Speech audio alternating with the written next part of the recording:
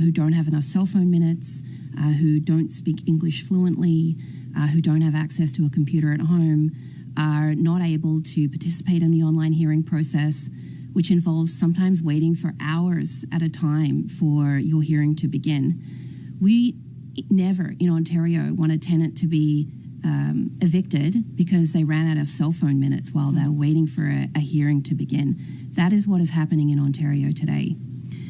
After talking to experts and legal clinics, we have been very clear that the Landlord and Tenant Board should provide online hearings to anyone that requests them. The online hearing process can be efficient, especially when it is run well, but the option needs to be available for landlords and tenants alike to choose an in-person hearing process if they need it. There's a number of very compelling and strong human stories in the report. Is there anything that strikes you in particular beyond the numbers and the statistics and the bureaucracy of all that? Yeah, I mean, I think we can all recognize that, people they appeal to the tribunal when they're looking for justice. They're looking for their fair day and hearing. And the stories that are contained in the Ombudsman's report, and even the stories that I've heard as the Attorney General critic and Jessica Bell as the housing critic, are so numerous. What really strikes me as one of the most challenging situations is when people are stuck and not knowing where they go, not knowing if their housing will be fixed, which could be dilapidated or not meeting up, to the state of good repair. Landlords who may be faced with, difficult challenges because there's a breach of contract. This system really failed everybody. And those stories have been heartbreaking. And I've actually visited with some of the residents who are looking for their day with the tribunal.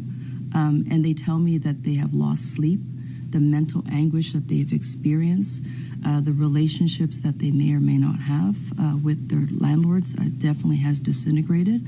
And all they wanted after submitting their application was to have their day at the hearing within 30 days. And instead, it takes up to 2 years for a tenant to get a scheduled hearing. Yeah, we hear similar stories. It's housing concerns is the top reason why people are calling our offices these days. We have had tenants who've been forcibly evicted from their home by their landlord and have ended up in a homeless shelter. And we have worked with the legal clinic to try and get them back into their home, and there's nowhere they can go. The police won't intervene. The rental housing enforcement unit won't intervene. They can't get a landlord tenant board hearing for months. They're living in a homeless shelter.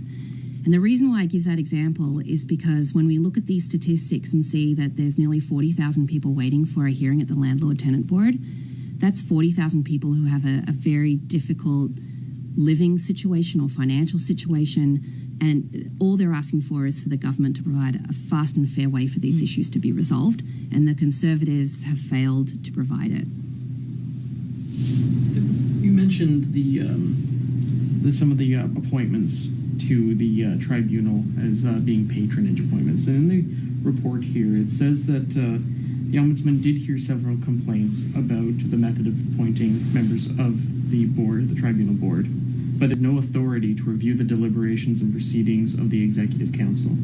So it doesn't even go into that at all. Is that a major hole in this report? The Ombudsman was very clear that his report was going to specifically look at the backlog and the complaints that he received through the LTB. I did raise that specific issue with the Ombudsman's office and investigators because they were stories that we were hearing. And so if there is a second phase of the report or perhaps additional review that needs to be done, I think that would be one area that I would highly recommend. I brought up the name of Tribunal Watch Ontario in my earlier remarks. They have been, they are literally the watchdog for the 13 tribunals that fit under Tribunals Ontario.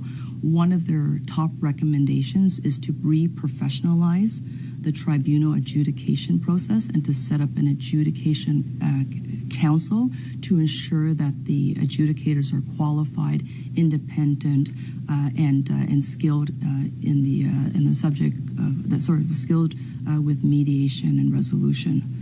So, they themselves, the Tribunal Watch Ontario folks, have identified that political patronage is taking place. They have identified that one of the ways forward is to reprofessionalize the adjudication process.